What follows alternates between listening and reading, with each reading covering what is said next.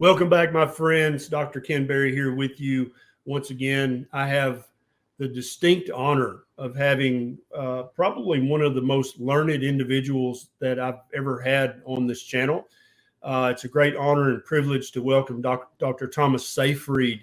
He has taught at Yale University, Boston College. He has over 150 published papers and book chapters dealing with cancer and the fact, in my opinion, that cancer is at least predominantly a metabolic disease. It is not a genetic disease to any meaningful degree.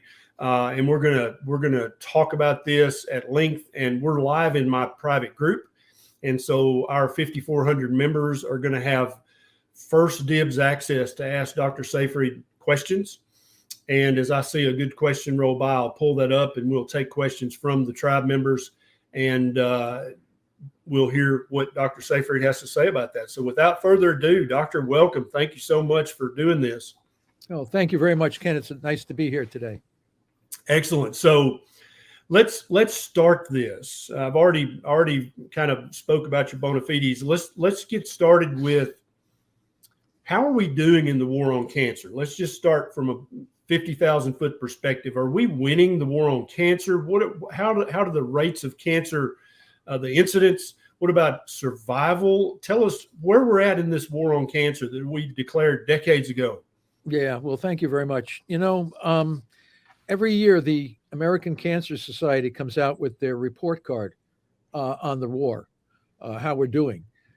It's published generally in around January, end of January, early February, projection for the following year. And year in and year out, we're getting more dead people. The incidence is increasing much faster, of course, than the number of dead people, but the number of dead people per year is also increasing. So right now, if you look at the latest statistics, it's about 1,670 people a day are dying from cancer, day in and day out. In the United States. In the United States, yeah. And different countries, of course, it all seems to be linked to the number of people in the population. So Chinese, I think, has about 8,100 people a day dying from cancer because they have a much, much larger population than we do. But it seems like everywhere in modern societies, let's put it that way, Western societies, cancer incidence and deaths are continuing to elevate. And, we look at all this information. And as I said, breast cancer now, according to the most recent from the American Cancer Society, has now replaced heart disease as the number one killer of American women. So it's always been predicted that at some point cancer is going to surpass heart disease. Well, it's creeping. It's biting at the heels of heart disease. Already for breast cancer, it's surpassed.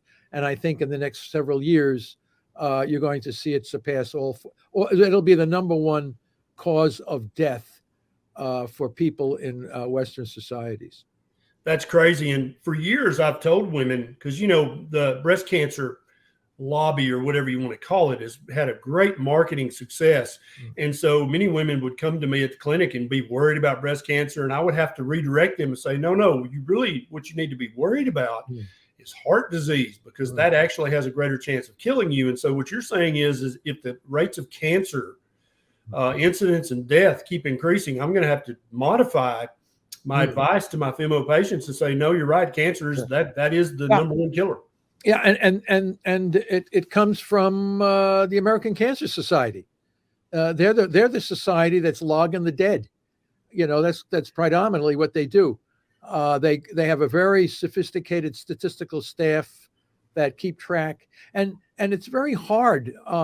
Susan Wadia-Ells, in her book Busting Breast Cancer, went through and how difficult it actually was to collect statistics on the number of people dying from cancer, breast cancer.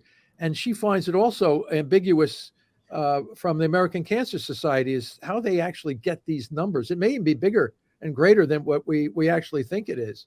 It's very hard to get these kinds of numbers. And because sometimes people take a drug or something and kills them real quick for cancer management. Did they die from? So what the term is often used, died from the complications of cancer. And when you hear died from the complications of cancer, which you hear quite often, that's when the cancer drugs killed the patient before the tumor did. So whenever you hear died from the complication, and that's not a rare statement. It's not rare. When you say individual died from the complications of cancer, means the treatments killed them. So Absolutely. Between that and the number of people actually dying from the disease, you have a lot of people here. And a lot of people are not aware of this. And to put it, kind of use, general language, chemotherapy is poison. And any oncologist will tell you this. And so the goal of chemotherapy is for the chemotherapy to be slightly more toxic to the cancer cells than it is to the human. Yeah. And so the goal is to kill the cancer cells before you kill the human. But in many cases, with a misplaced calculation, or either of the dosage or of the patient's ability to tolerate chemotherapy, chemotherapy can be a deadly poison. And I'm not advocating against following your oncologist guidelines. That's not what I'm saying. I'm just saying you have to understand that's what it is. It's just hopefully more poison to the cancer than it is to the patient. No, that's true. That's true. And some people die real quick because their bodies are so sensitive to this chemo. And then the people that kind of survive are the ones that are the most resistant to the chemo. So, whatever, I agree with you 100%. You're poisoning somebody. Yep. Why would you want to do that? Why would one human being do that to another human being? It's kind of malpractice, if you ask me, especially when you have other approaches based on hard science. Why are we doing that when we don't really need to do it? And so there is hard science that strongly supports that cancer is a metabolic disease. But if you talk to any oncologist, any health guru out there, what's going to roll off their lips is that cancer is predominantly genetic. We don't really understand, a lot of it's idiopathic. It just happens. We don't really understand why. Maybe there's radiation insults. Maybe there's, I was taught in medical school that it was a multi-hit phenomenon, that, you got a little too much radiation, you were exposed to the wrong chemical. Maybe often diet wasn't mentioned, but you and I both know that's a big deal. But with enough hits to a cell, to the DNA in the cell, then boom, there you go. Now you have a cancerous cell. And so I was going to ask this question later, but I think it's pertinent now. Obviously, from the data you just relayed, we're losing the war on cancer, or at least we're not winning. Yeah. And the predominant theory or model or hypothesis is that cancer is a genetic disease. And every day, all of us see advertised on television and in magazines, this new cancer therapy, this new drug, that new drug. But why are cancer researchers and oncologists, why are they so resistant if they're not winning, right? Because if you're winning, you don't want to hear anything else. But we're losing. Why are they so resistant to thinking of cancer as a metabolic disease, to looking at the over 150 papers that you've published and other people have published, Otto Warburg's? Why are they so resistant to that, in your opinion? Well, I think it's, as I say in many of my, it's a dogma. It's an irrefutable truth, a silent assumption. When the leading scientists, several have received the Nobel Prize for their work, driving the research juggernaut industry from the National Institutes of Health, as well as all of the National Health Service from England and all of the national health organizations throughout the world in Western medicine, have bought on to this idea that cancer is a genetic disease.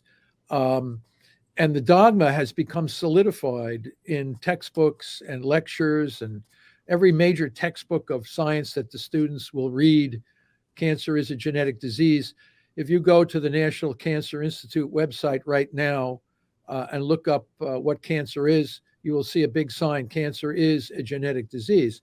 So the National Cancer Society, NCI, and the NIH deal out thousands and thousands of research grants every year to scientists all over this country and other countries studying gene sequencing, looking at mutations in various types of cancers. We have an industry now with the immunotherapies, which is the new form of treating cancer, the Opdivo, Keytruda, all these things you hear on TV. They're all based on the somatic mutation theory of cancer.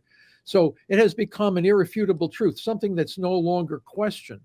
So the established science field views cancer as a genetic disease. The folks, as you mentioned at the beginning, the folks on the street don't know. They just assume that the guys running the National Institute of Cancer, that the Dana-Farber, MD Anderson, Sloan Kettering, all these guys can't be wrong. How could they be wrong when they're treating thousands and thousands of people? All the textbooks say it's a genetic disease. NCI says it's a genetic disease. The Germans, the Japanese, the English, the French all say it's a genetic disease. And we come along and say it can't be a genetic disease. The evidence is overwhelming against it. And yes, they would just as soon not listen to it. The pharmaceutical companies are already bracing for a $1 trillion industry in the future based on the cancer as a genetic disease. So this is a momentum. It's some sort of incredible momentum that is ending up brutalizing tens of thousands of people being tortured and treated by strategies that are not based on the hard science. What I have simply done is peeled back the layers of the onion and looked deep into this nature of the disease. Why was Otto Warburg thrown under the bus? What was wrong with him? I looked at that, and then I did research myself over and over again, coming back to the fact that Otto Warburg's idea was absolutely correct. And then what we did is we went back and we showed where Otto Warburg at that time did not have all of the information that we now have. We were able to go back and show exactly where he made errors in his calculations and his assumption, but he was absolutely correct on what caused cancer. And it's the disruption of respiration within the cell. I showed, and others, that the ROS produce reactive oxygen, radical oxygen species that are carcinogenic and mutagenic. So all of the stuff that is majorly thought to be genetic is actually, it's there. It's not that we don't have mutations. The problem is their effects. They're not the cause. So and then once you realize the cancer cells cannot live without fermentation metabolism, in other words, they can live without oxygen. Okay, they're the only few cells that live without oxygen. The rest of us are all dependent on oxygen. So when you say, how are these cells living without oxygen? They're using ancient fermentation pathways. Then we know, then what do you need to drive an ancient fermentation pathway? You need two fuels only. We showed the sugar glucose and the amino acid glutamine. We interrogated the cells. We went through every kind of a food that they could eat, and we can't find anything other than these two fuels. And then when we test that on preclinical systems, we kill the cancer. I mean, it's not perfect yet, but we have enough humans, dogs, and mice to say that we can manage this disease quite effectively by targeting the fermentation metabolism and transitioning the whole body over to a fuel, ketones and fatty acids, that the tumor cells can't use for energy. And this puts the kibosh on these tumor cells, and you don't have to use radiation, chemo, or any of these other kinds of things. If you do it one of the main problems, when it's obvious to the person, the average man and woman on the street, that we're not winning this war on cancer, it's obvious. And the danger is that when any big organization that's supposed to know is not doing a good job, what it causes to happen is conspiracy theories. And, yes. And Gina says they do not want to heal cancer. This is $1 billion industry. I've heard conspiracy theories that they've got the cure for cancer. It's locked away. They've got the fact they're never going to release it. And all that. I know that's not true. I know that's not true. But that's what happens to just normal people on the street when they see, oh, these guys are so intelligent, and look at all these drug ads on television, but yet more and more of my friends are getting cancer. That's the kind of atmosphere that breeds conspiracy theories. And we have a lot of healthcare providers that watch my channel. And I want you guys to, if you're a healthcare provider, you need to understand that when you act like you know exactly, and this is the way, and I can't be wrong. And yet it's obvious by looking, oh, my aunt has cancer, my sister has cancer, my next door neighbor has cancer. You obviously don't know what you're talking about, and it spurs these kind of conspiracy theories. No, I agree that you would think a person who wouldn't know would think that would be the case, because I've seen many people tell me, "Oh, it's suppressed." Well, I'm telling you exactly what it is. Yes, you're not suppressing it. Right. The federal government isn't suppressing it. The pharmaceutical companies aren't suppressing what I'm saying. They're just simply ignoring it. It's just, I mean, so it's not like there's no conspiracy here. What it is a lack of knowledge, a disregard in wanting to know. Everybody seems to be very, very comfortable in their niche. This, what I'm saying, comes along and it causes a great deal of discomfort because people are now going to have to perhaps do something different. So you have to realize that the NIH grants and all the funding and all this kind of stuff is continuing to do research on something, approaches that are not core to the problem that we're dealing with. And therefore it becomes very uncomfortable to try to change the momentum of the ship. All you have to do is go back in history and look at other situations like what we're confronted with today with cancer. I look at the geocentric versus the heliocentric explanation for the movement of celestial bodies. For decades and decades, the Catholic Church held, yes, that the Earth was the center of the solar system. Giordano Bruno, the Italian scientist, was burned at the stake, killed. He became a martyr of science by telling the church that they might be wrong. It was Copernicus released his statement about the heliocentric theory that the sun was the center of the solar system on his deathbed because he didn't want the wrath of the church to eviscerate him. Galileo was house arrested for his life for saying that Copernicus was correct. And then Kepler came along and said the planet movements are completely explained by Copernicus and Galileo. Eventually, the church said, yeah, maybe you guys are right. But it took a long time because you challenged the authority of the central dictate at that time. The church was the center of knowledge and a discipline for the sciences. So, and same with Louis Pasteur. He was eviscerated by the French medical aristocracy for claiming that germs rather than bad air was responsible for disease. So I'm coming along and I'm telling you that cancer is a mitochondrial metabolic disease. It's not a genetic disease. And I consider this just as important as the shift from the heliocentric to the geocentric to the heliocentric, because we have 1,600 people a day dying from this misunderstanding or the failure to address the situation. I consider this even more important because whether you believe the Earth or the sun were at the center, it wasn't killing 1,600 people a day for your disbelief. Maybe just Giordano Bruno, but not all these poor folks that are dying needlessly, are suffering horrendous. We don't have to have this.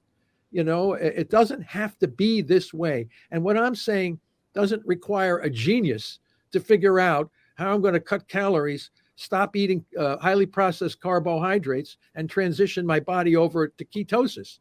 You don't need a degree in advanced engineering from MIT to know about this. So the change is going to have to come from the people themselves.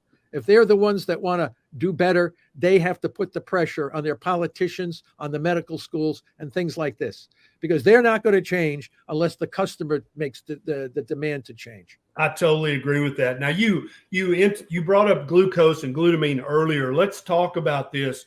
I made a video on this channel a few years back titled "Cancer Loves Sugar," And I talked about how we attach sugar to the molecule in a PET scan. That's how we find cancer, because the cancer is ravenous for sugar. It'll take it up quicker than any other human tissue, and that's why cancer glows on the PET scan. That's how we find it, is by using sugar for it to seek out the sugar. So does cancer love sugar?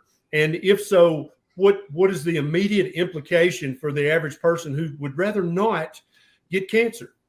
Yeah, well, I think when we say sugar, the cane sugar is 1 part glucose and 1 part fructose. And it's the fructose that actually accentuates the sweetness.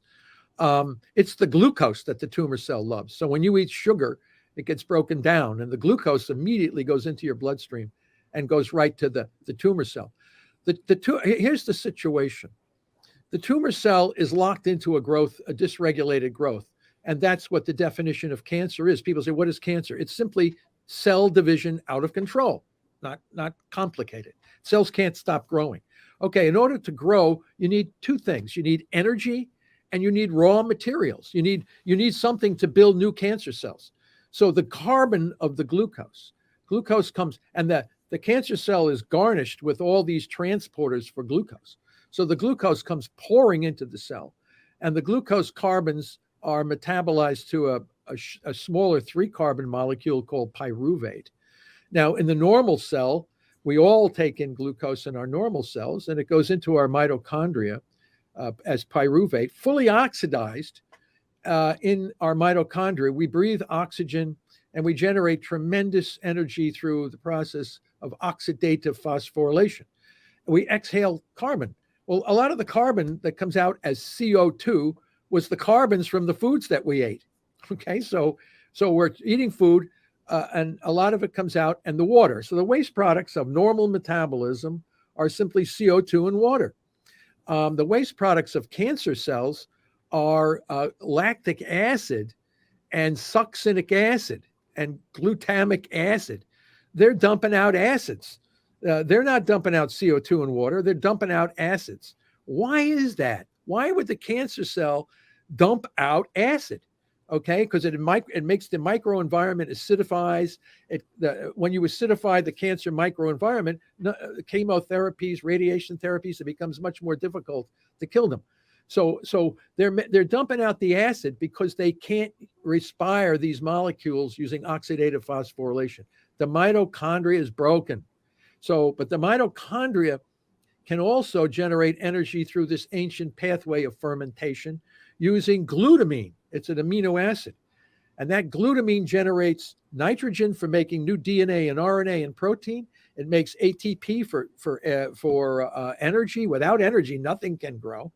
So the glucose is coming in one pathway.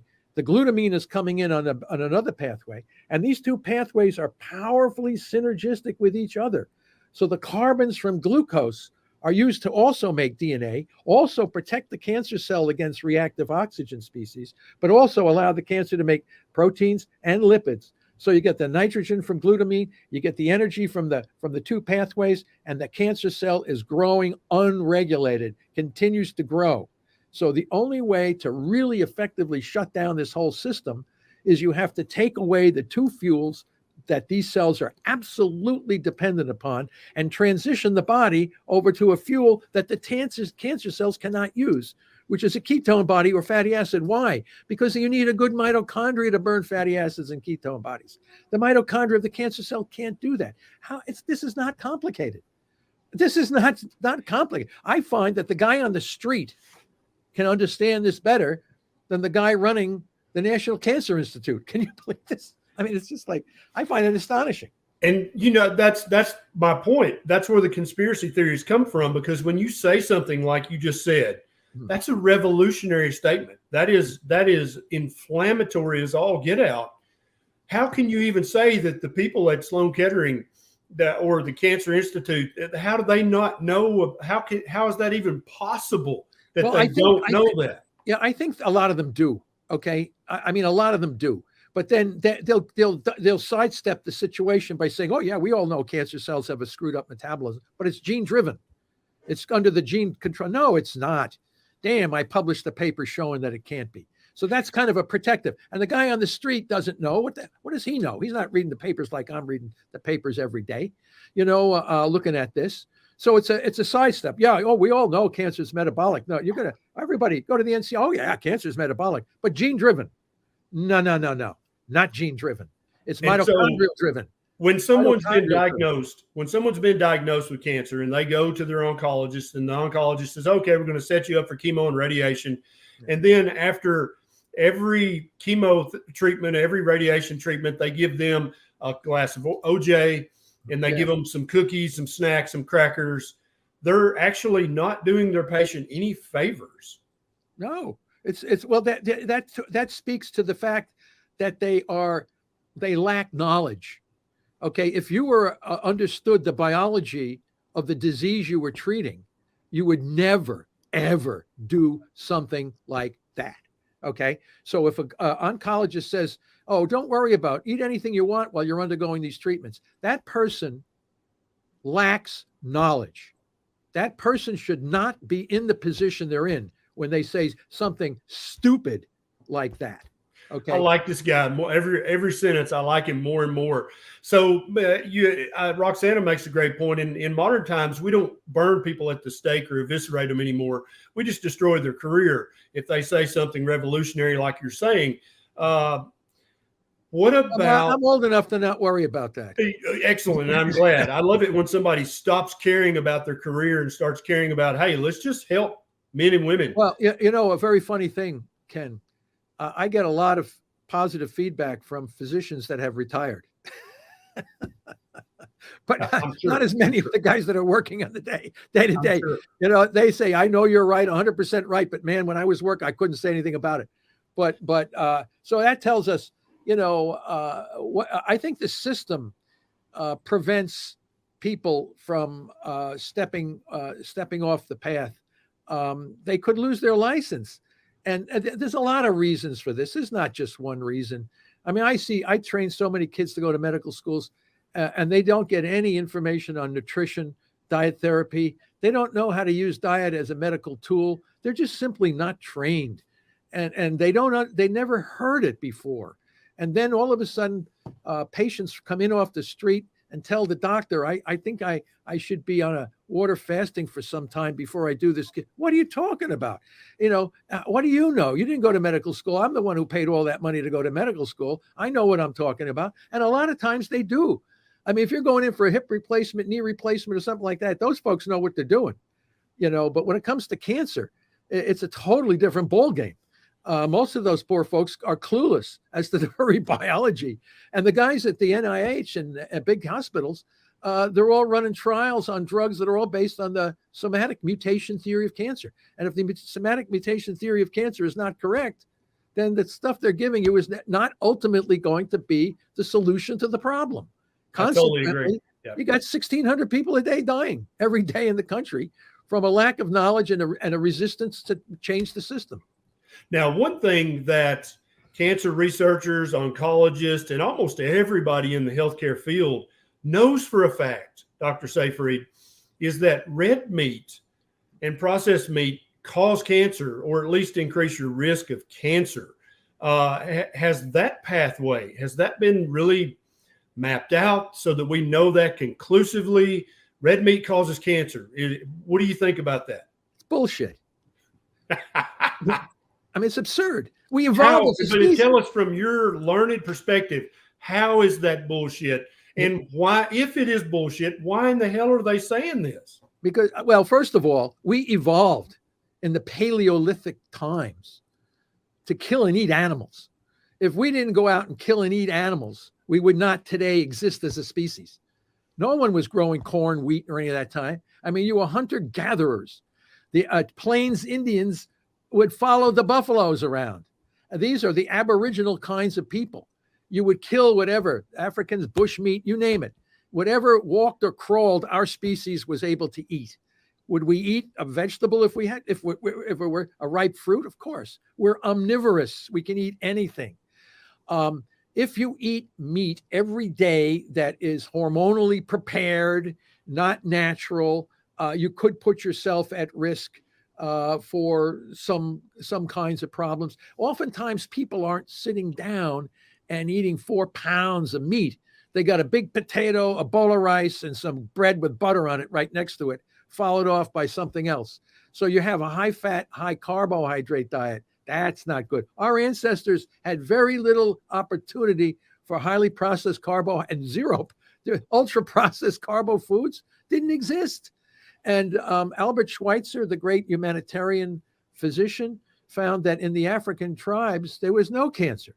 They never found cancer. The Eskimos, they said, oh, Eskimos are completely resistant. Eskimos never get cancer. So all of the Aboriginal tribes of our ancestors, don't forget, they're all our ancestors. Yes. They had no cancer. So where the hell did all this cancer come from? Eating red meat? No, it didn't come from eating red meat. It came from eating highly processed carbohydrates. That's the origin of cancer. And what does that do? It elevates blood sugar. It damages oxidative phosphorylation. The obesity epidemic is evolution in action. What you're seeing is that our genes are our genetics is so tuned to store energy. If we weren't able to store energy in the form of fat, we'd have been wiped out on the first ice ages and things. Famines would have wiped us out. Are you passionate about the groundbreaking and heroic research of Dr. Thomas Seyfried on metabolic therapy and cancer? So are we. That's why we've created something special for you, in collaboration with Johnny Rockermeyer, a German book publisher and translator. Introducing our collection of meticulously crafted books that distill the essence of Dr. Seyfried's work. Dive into the science and discoveries. These summary books are your gateway to understanding the intricate world of metabolic ketogenic therapy in a clear, concise, and engaging way. Whether you're new to the subject or a seasoned enthusiast, our books offer insights that can change your life. Ready to explore this transformative knowledge? Visit our website at www.cancerasametabolicdisease.com to get your copy. You can buy the ebook there directly and the paperback via the provided links. Here's the best part. A portion of every purchase goes directly to support Dr. Thomas Seyfried's groundbreaking research. That's why the direct ebook purchase is the best option to donate as much as possible. You can see all of the donations Mr. Rockermeyer has already made at www.ketoforcancer.net. That's right, when you buy our books, you're not just investing in your own knowledge, you're also contributing to the future of cancer research. Help us make a difference. Together, we can drive change and save lives. We're supremely geared to store energy. Now, all of a sudden, we find ourselves in a totally different environment, eating highly processed carbs, getting fatter and fatter, more and more cancer, dementia, cardiovascular disease. It's an epidemic of chronic diseases because of our diet and lifestyle. So clearly, it's diet and lifestyle that are doing this, right? And we're targeting cancer cells by depriving them of their fermentable fuels, which are made abundant by our diet and lifestyle. Absolutely. So I mean, people have to understand this. Now, you go ahead, Doctor. No, I just said, I mean, if they don't understand, and again, people always say about prevention. Nobody cares about prevention because we have an obesity epidemic. If everybody cared about prevention, you wouldn't find any fat people around. I mean, like our ancestors.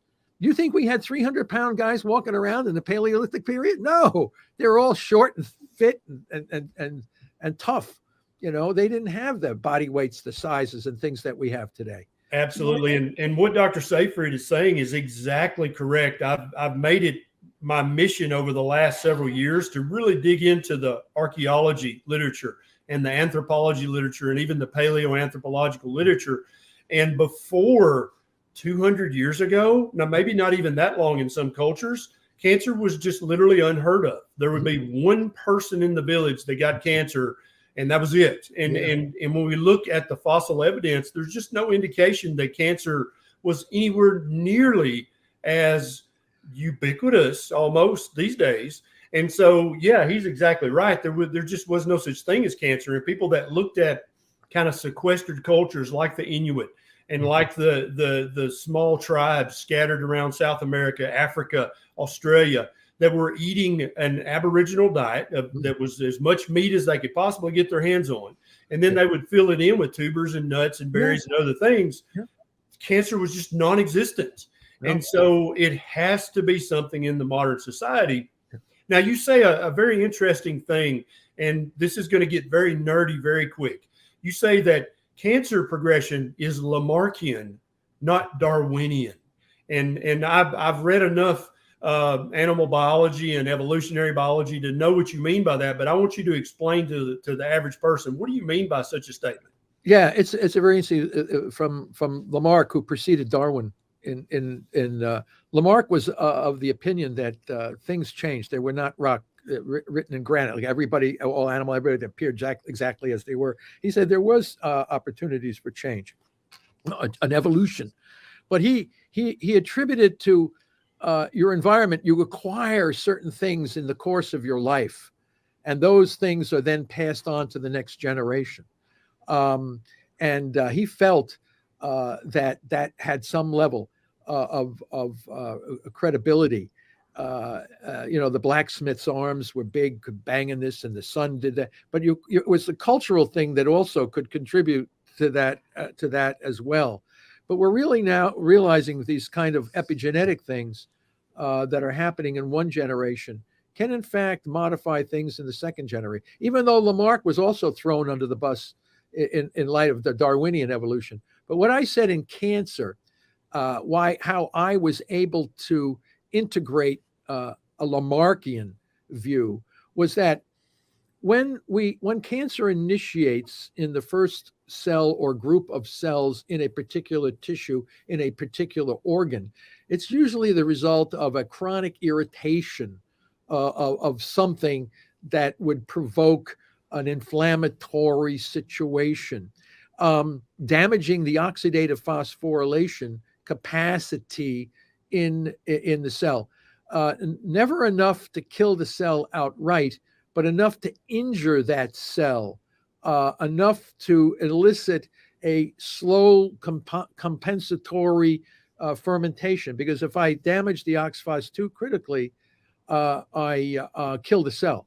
But if the cell has the capacity to slowly upregulate a fermentation, it gains the ability to survive under lower and lower oxygen, eliciting a growth, a cell division, if you will. At first, the cell division is very, very slow. The organelle that controls the cell cycle is, in fact, the mitochondrion. The mitochondrion in the cell controls the cell cycle. That the differentiated state of the cell in our liver, our kidneys, wherever it is, we have cells that perform a vital function day in and day out. They're not dividing. Only they would divide if they had to be replaced. And it's a very regulated division controlled by the energy of the cell, which is the mitochondria. So if we have cells that the mitochondria become slightly injured, these cells then start to lose, the cell starts to deviate from its differentiated resting state. And each division that goes by, if the chronic irritation is not removed and persists, the cells slowly do a little bit more division, slower and slower eventually. So what happens is that when the cell divides, that damaged mitochondria is passed on to the daughter cells in the mitotic activity. So each cell division passes on to some degree some damage in that mitochondria. It's acquired. As the cell becomes more and more fermentative, the microenvironment becomes a little bit more acidic. And what happens is the mitochondria become more and more damaged from the acidity in the microenvironment, and they pass on damage from one generation to the next. It's an acquired damage in each division that happens. Now, also, at the same time, those reactive oxygen species coming from the acidification also cause mutations in the nucleus. So the nucleus is gaining mutations, and the mitochondria are being passed on damaged. So it's an acquired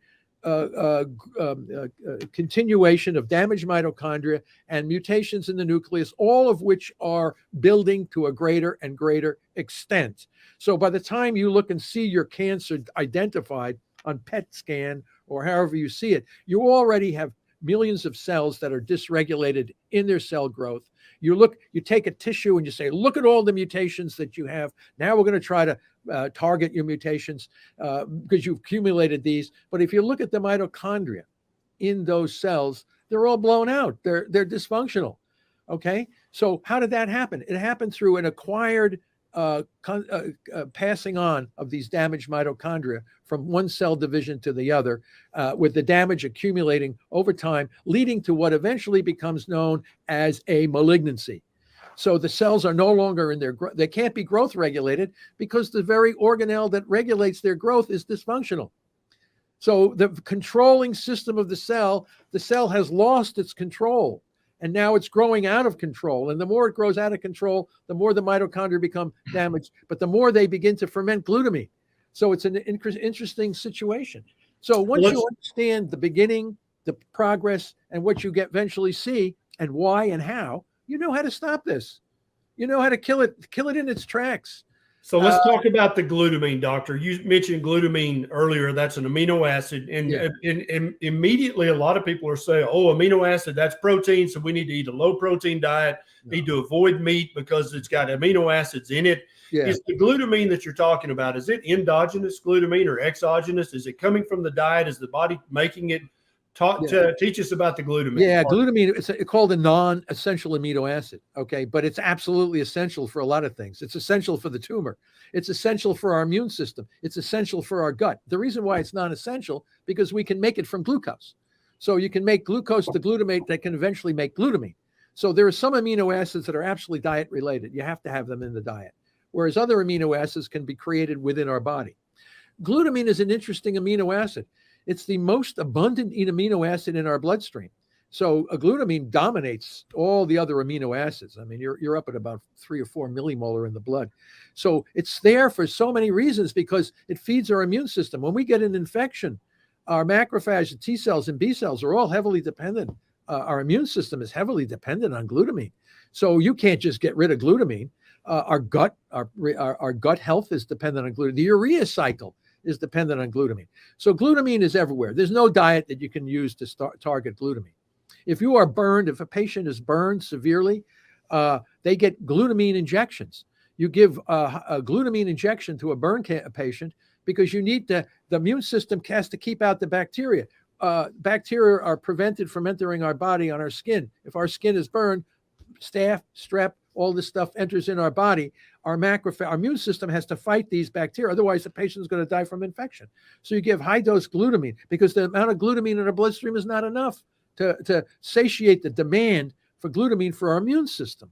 So you give high-dose glutamine to the burn patient. Some sick people that have, you got to have your immune fighting. So we need glutamine, but the tumor cell needs the glutamine as well. So you have to use this press pulse concept that I developed, where we choke off their glucose because our bodies don't need glucose. We can burn fatty acids and ketones to replace the glucose. Okay, yeah, the press pulse concept. So what we do is we target glutamine availability with drugs for a short period of time.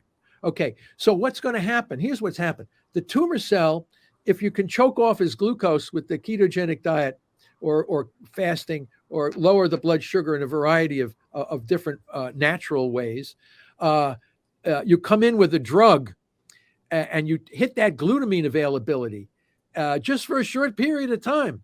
You come in with one singular dose at one time. It's called doses, timing, and scheduling. You slaughter a whole buttload of these tumor cells. But then you got to pull that drug back, because if you keep it on, you're going to paralyze your very immune system that's needed to remove the corpses.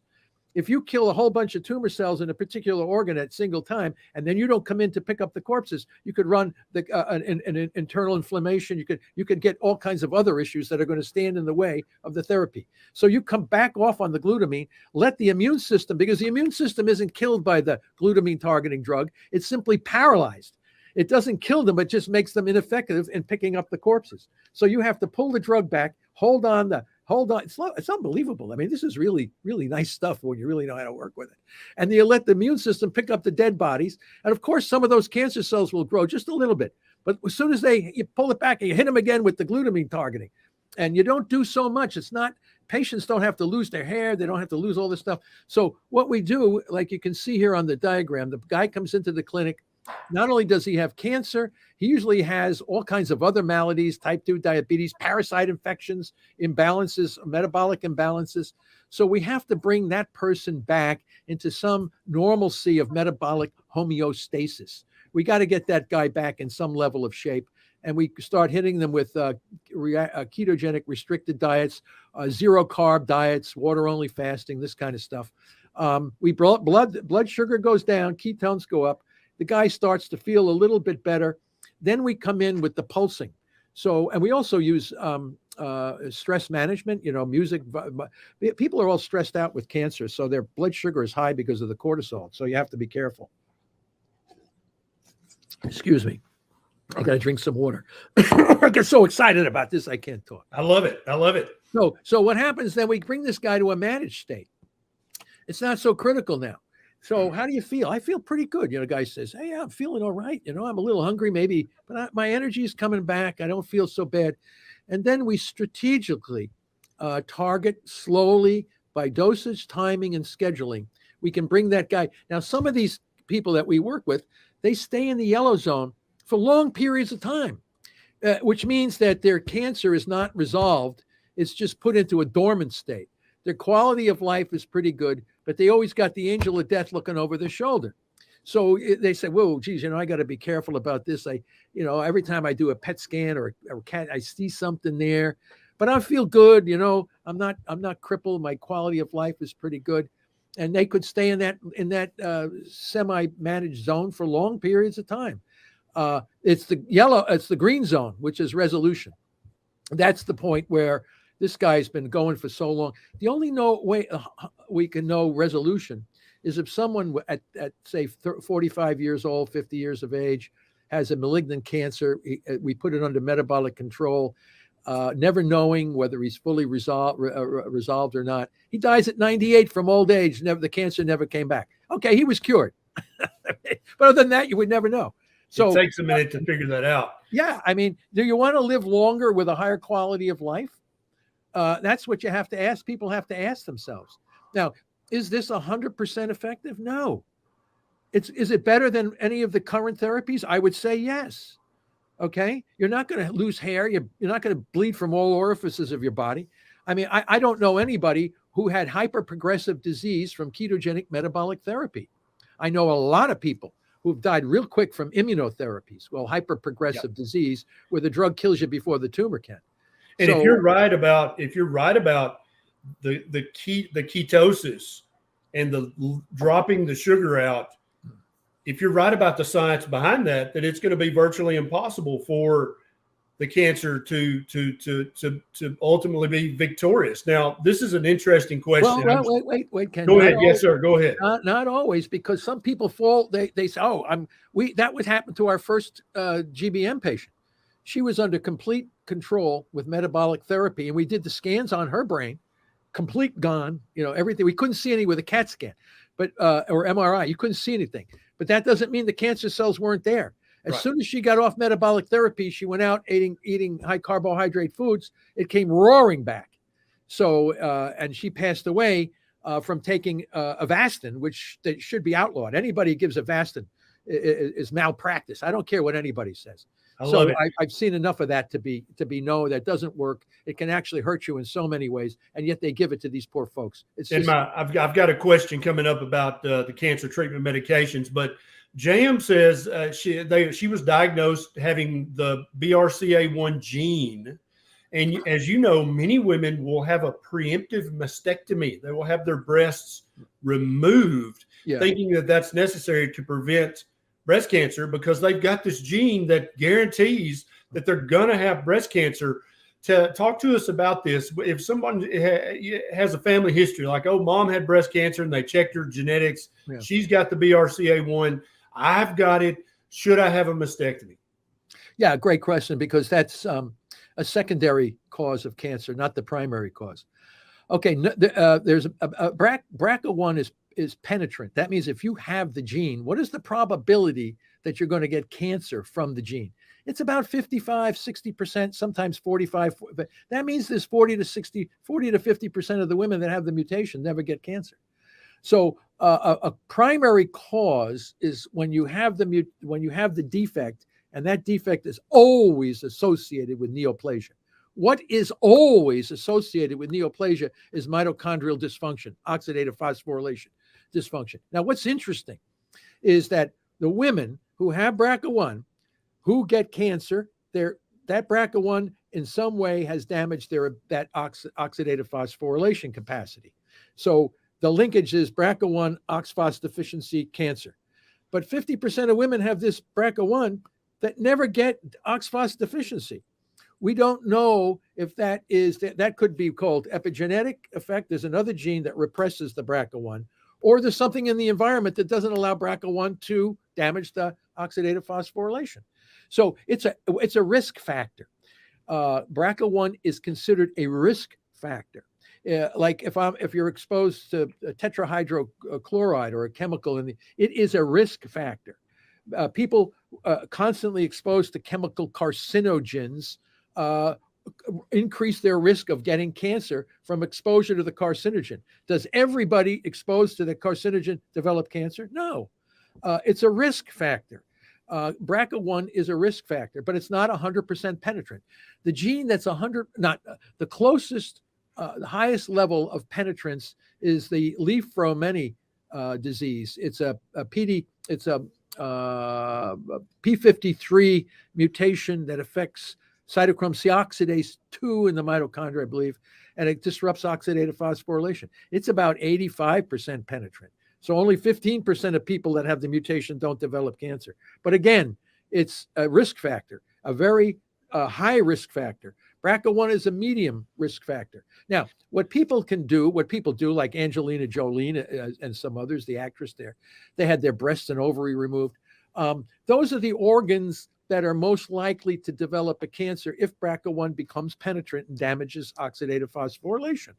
Had Angelina Jolie done metabolic therapy as a prophylactic and not had her breasts and ovaries removed, we don't know. The other thing too is having breasts and ovaries removed doesn't mean that BRCA1 will not be expressed in some other tissue at some later point in life. You just don't know. So I think people, at least if you know it's a secondary risk factor and not a primary risk factor, then what can you do to reduce the probability that the BRCA1 will cause cancer? And you can lower your risk by knowing what you should do in a prevention way. I mean, we've looked into this in depth. We have not found any inherited mutation that's 100% penetrant. As I said, Li-Fraumeni is the best. Then they have these others that are about 5 or 10% penetrant. So you have a woman in these shoes, she finds out she's got the BRCA1 gene. If she said, no, doctor, I don't want a preemptive mastectomy and oophorectomy, I would rather just adopt and stick to a therapeutic ketogenic diet that's going to keep me in ketosis for the rest of my life. Would that be a rational decision on that woman's part? Well, you can ask my good friend Dominic D'Agostino. He's always in ketosis. He's not a woman, but the fact that his body is always. If Dominic gets cancer, man, I'm throwing the towel in. Right. That guy is like in ketosis all the time. He eats only the healthiest stuff all the time. He's always got low blood sugar, elevated ketones. I mean, he is in that kind of a zone. Now, a lot of people, it's very hard. Let's be honest, to be in that zone in today's world. I mean, every time you turn around, there's something that's going to throw you out of that zone. I mean, the smell of a freshly cooked pizza, a donut coming out of the oven, a big loaf of bread. Oh, man. I mean, you say, oh, man, if I eat that bread. Well, you can take a bite as long as you can get back. That's why we built the glucose ketone index calculator. It's a tool to allow people to know whether or not they're in ketosis. And Dom is always like in the low, I think he's below 10, 5, 2, like this. And I know he and I had a contest one time. I had one student that was really, really good on water-only fasting. And women seem to get lower GKIs than men. They can mobilize fat out of their bodies easier than men, I think. I don't know what it is. But anyway, they always seem to. So I had this one young lady, and she got a GKI of like, I think it was like 34, which was a point 34, lower than 1, which is really, really 0.34. So have higher ketones than higher glucose. So I took a picture of it and I sent it to Dominic. I said, Dom, look at one of my students can do. He writes back, is very impressive. So the next week I get an email from Dom with the glucose ketone meter, and he said, beat that. So what Dom did, listen to what Dom did. He knew now he was being challenged. So he went 4 days, water only fasting, and then drank he makes ketones. He has a company that makes ketones. So he drank this ketone solution, and he brought his blood sugars down to 25 milligrams per deciliter, which most clinicians would say, oh, you should be dead. He has ketone levels were up around 6 or 7 millimolar, and his GKI values were like a 0.18 or something. And I'm saying, oh my God. He said, beat that. Well, I know. And he was fine. Well, I have a paper here, which is really quite interesting. You don't have this one. This is an interesting paper by Drennick's group. So what Drennick did. Show that paper one more time, Doctor. Yeah, it's a paper published by Ernst Drennick. Can you see it there? Yeah, can you see it there, Ken? I don't know where you went. Let's see. Anyway, my viewers are funny. They love to look stuff up and actually read papers. Yeah, we'll have them read the Drennick paper. Nothing more exciting. So what Drennick did is he took these morbidly obese folks, 9 obese subjects. They all had hypo. So he fasted them for 21 days. I think it was 21 days. Water only fasting, 21 days. And of course, their blood sugar go down and their ketones go up.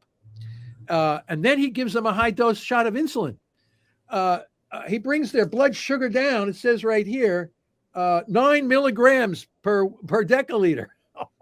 Deciliter, 0.5 millimole. That should kill everybody. None of these guys perfectly cognitively okay. Why? Because the brain was burning ketones now. Ketones replace glucose. So you can push those glucose levels. People say, oh, you can't bring the glucose levels down. Why don't you read Drennick? He did it in humans. Yeah, you definitely can do that. And indeed, many of our followers, my wife, Nisha included, when they're in deep ketosis, they'll very often see a blood glucose of 45. And they're like, but I felt completely fine and normal. And I'm like, in the setting of ketosis, that's not dangerous. Now, here's another great question. This is Debbie. She was diagnosed with metastatic breast cancer. And I don't know exactly what therapy she had, but she's now adopted a ketovore diet, which is by definition less than 10 total grams of carbohydrates a day. And she's also taking several of the medications that's recommended by mainstream medical practice. Is her dietary intervention, is that a smart move?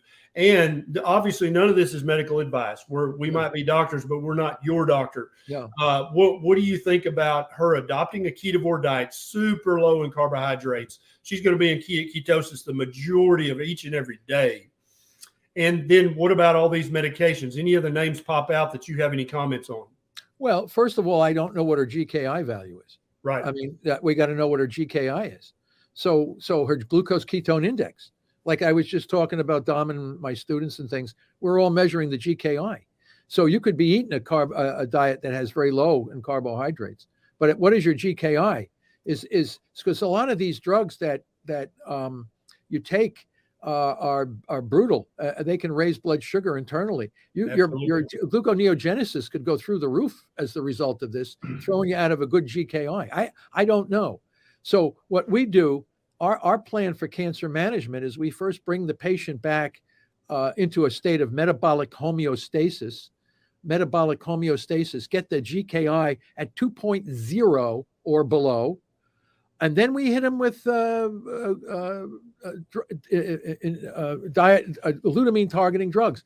Now, the drug that I think works best is 6-deoxynorlucine, DON, D-O-N, Delta Oscar November, 6-deoxynorlucine, because there's no diet that will lower your glucose. Well, actually, that's not completely true. George Cahill of the great Joslin Diabetes Center found that a 14 to 18-day water-only fasting will lower your blood glutamine. But, Don can do it much better. I don't know why we're not allowed to use that. You should be able to get it on Right to Try. Johns Hopkins is building a variant of this drug, but the drug works best when glucose is reduced, and when the drug is administered in a ketogenic diet. That just knocks the crap out of these tumor cells without any toxicity. So why are we not doing that? I can't speak to these other drugs that people are taking. I don't know what they do. All I know is if I had cancer, I would never take any of that stuff. That's my personal opinion. Gotcha. I would never. I think that speaks I don't take anything poison. I don't take any drugs at all. Maybe some wine and beer, but other than that, I don't take any drugs. Now, Roxana's got a great question. What would you consider the minimal reading for ketosis to either prevent, or if somebody's been diagnosed with cancer, what would you love to see their ketone readings on a serum ketone level to know that, yes, you're doing a good job at protecting yourself from either getting cancer or from metastasis? Well, let's talk about prevention first, because it's a different story. You have prevention. What do you? So look at Ken. Just like you said at the beginning, no one was around 12,000 years ago to measure a glucose ketone index on our Aboriginal ancestors. But we do have, as you said, some of these Aboriginal peoples that are living on their own lifestyles, if we can find them today anywhere. What's their GKI values? Because I'm sure they weren't. They were all on the low side because there wasn't any carbohydrates in their diet. So I think, and we know they don't get cancer. And Eskimos never got cancer. They didn't have cancer. So what was their GKI during that period of time? They had no highly processed carbohydrates in their food chain. It was all natural meats, berries, nuts, whatever they could find, they would eat it. So that would prevent. Obviously, those people never got cancer. So clearly they were prevented from getting cancer. So I don't know. Now, as far as having cancer and then trying to get into that's what our press pulse strategy is. That works with the person that has cancer. How can we bring their body back into metabolic homeostasis? And as I said, we did it with the dog that we just published the paper showing how that dog cancer was completely eliminated from a malignant mast cell tumor just by changing the diet and calorie restricting the natural diet. Just blasted the tumor off the dog's face. So, and a lot of people are showing me similar evidence. Yeah, I read the paper. It was a moving Twitter post that you made. The before and after picture of the dog's snout was just amazing. Let me ask you this. You brought up Dom D'Agostino and his ketones.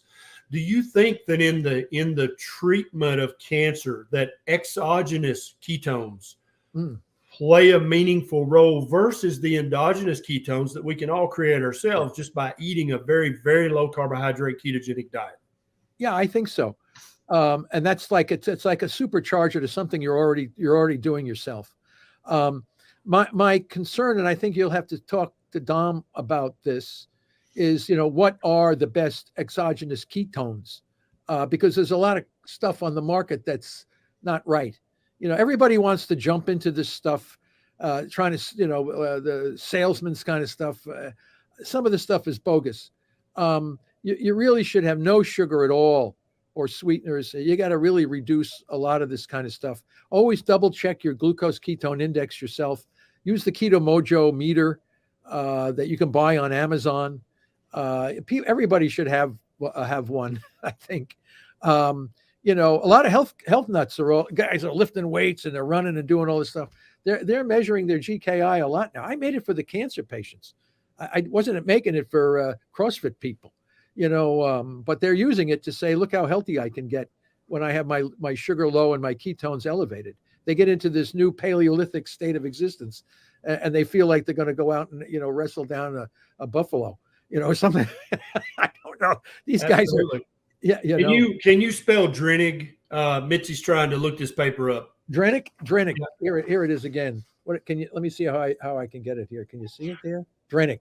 Ernst Drenig. Drenick. Thank you. Perfect. And this was published in the 1972, the Journal of Clinical Investigation, which is a top medical journal.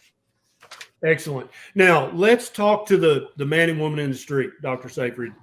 they've listened to our discussion, and they're like, okay, so what are the 5 simple things that I should do if I would like to slash my risk of developing cancer? And indeed, what can I do for my family to decrease their risk of cancer? What about my friends, my loved ones, my neighbor across the street? What are the 4 or 5 or 6 or 7 just basic things that you need to stop doing or start doing that are going to have a tremendous effect on lowering your risk of developing cancer? Yeah, well, I think since we know what causes cancer, we would try to avoid the risk factors that cause cancer. And I think the singular biggest thing is ultra processed carbohydrates in the diet, okay, which is everywhere. I heard that from Ireland, the Subway sandwiches, right? Subway sandwiches. They looked at the Subway bread, the bread on the sandwich, and the Irish deemed that it cannot be called bread. The level of sugar in the bread was so high, they had to call it a confectionery. Yes. It's like putting meat between 2 donuts. This stuff is going to kill you. Now, not to say that if I eat a Subway sandwich, I'm going to die. No, of course not. It's like how frequently you do this, and what does it do to your basal metabolic rate? What does it do to your BMI, your size? What does it do to your blood sugar levels? So there was an interesting paper published within the last few months with the Mediterranean diet, where they looked at like 40,000 people over 10 years or whatever, and they found that their obesity, cancer, and dementia were significantly reduced by a Mediterranean diet. It wasn't the Mediterranean diet. The Mediterranean diet did not have highly processed carbohydrates in it. Right. It was the absence of the things that cause all these problems.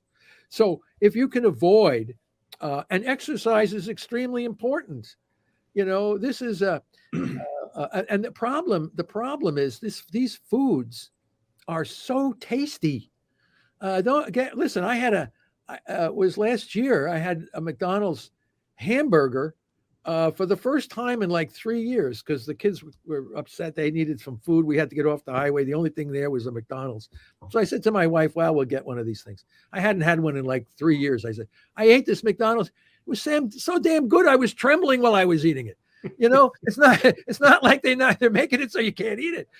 The best things that you like are, not to say that, a McDonald's hamburger is ever going to kill you. Of course not.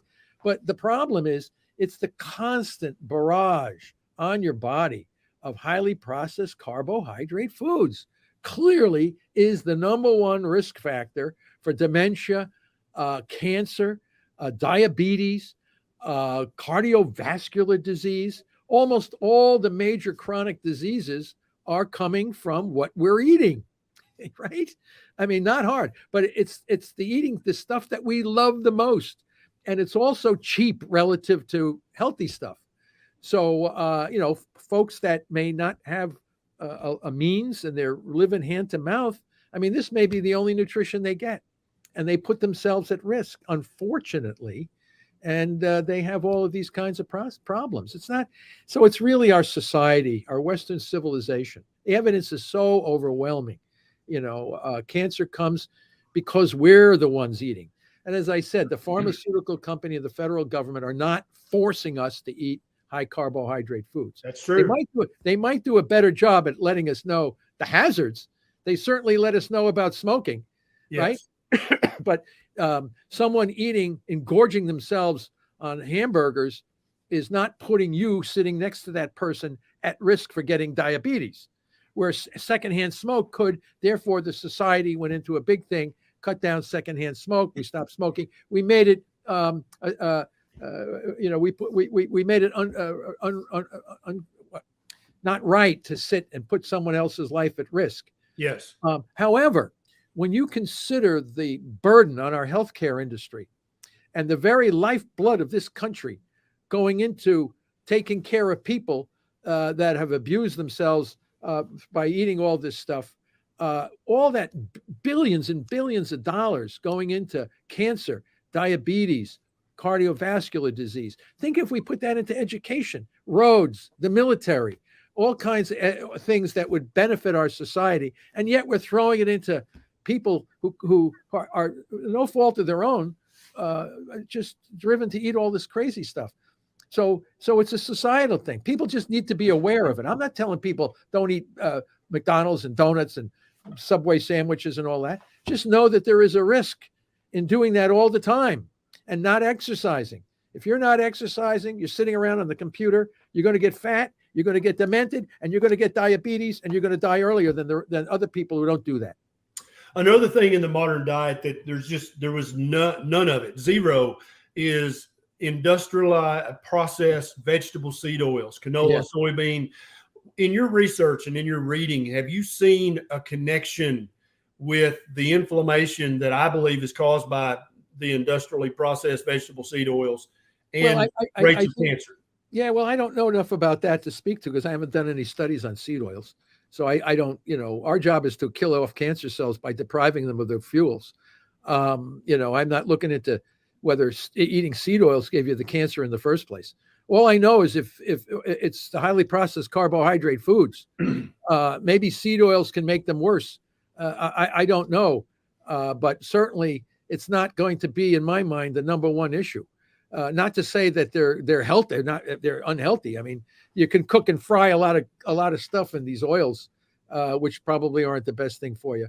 But if you have that blood sugar elevated, you're gonna lead to systemic inflammation. Seed oils may push that a little bit further. I don't know, but gotcha. But how many people? How you gonna chug a bottle of seed oil?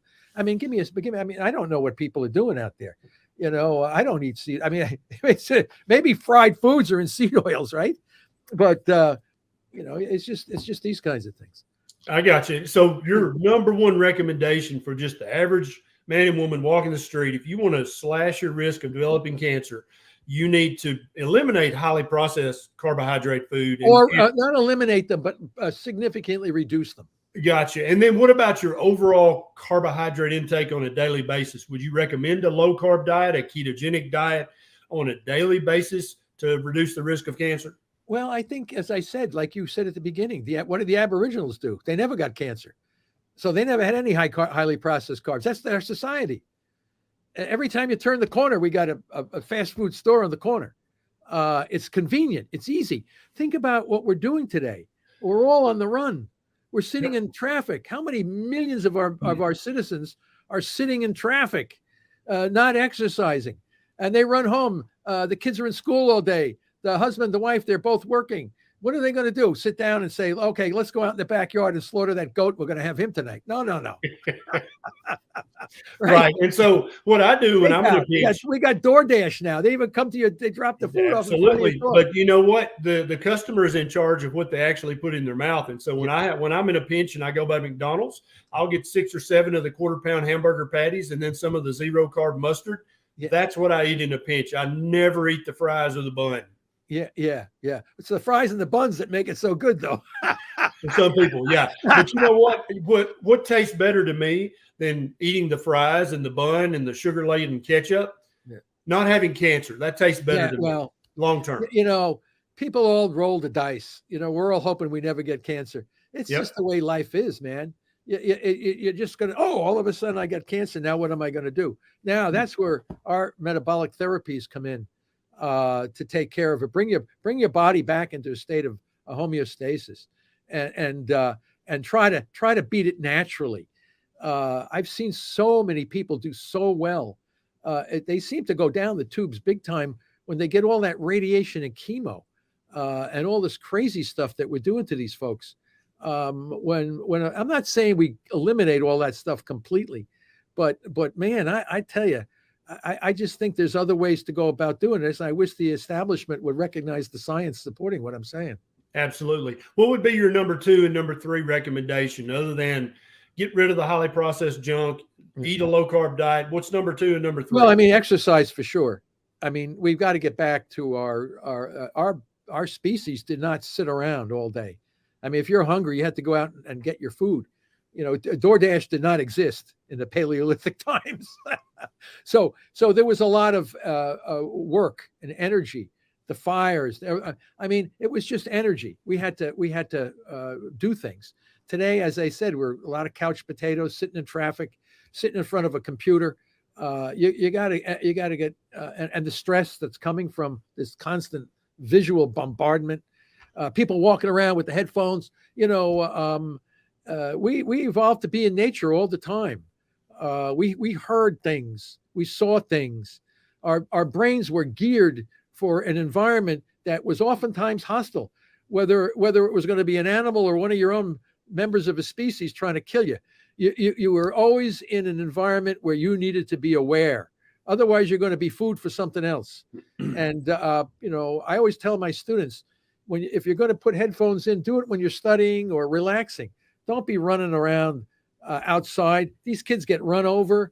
They're in a different world. They don't even know their environment. They're depriving their brain of the very stimulation that we evolved to have to be who we are today. So, it's just, a lot of it's just common sense, man. I don't know what else to say. One final question. In the ketogenic community, when you say things like, oh, cancer loves sugar, okay, and it's going to thrive and metastasize if you're eating a high sugar diet, I always get, especially on Twitter, some smartass always comes back and says, well, there are cancers that can live on ketones and fatty acids.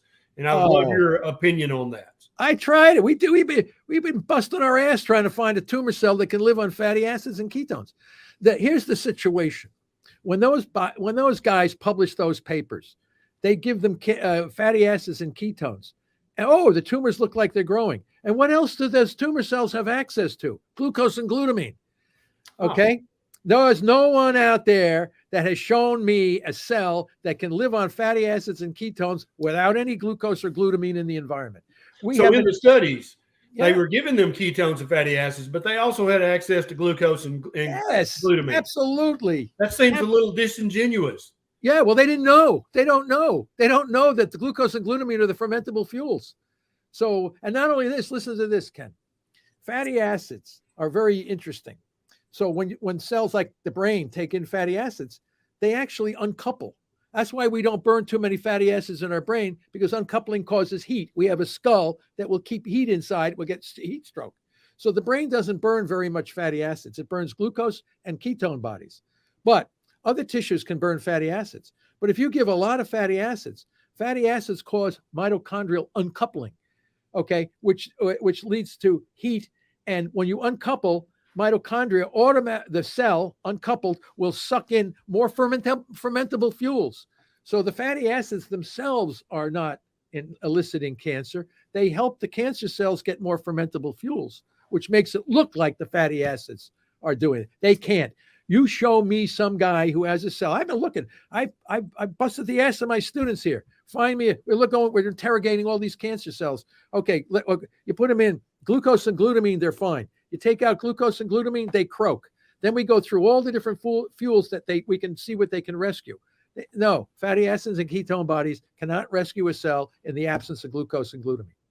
So to sum that up, there is no known cancer cell line that can thrive and metastasize on ketones and fatty acids.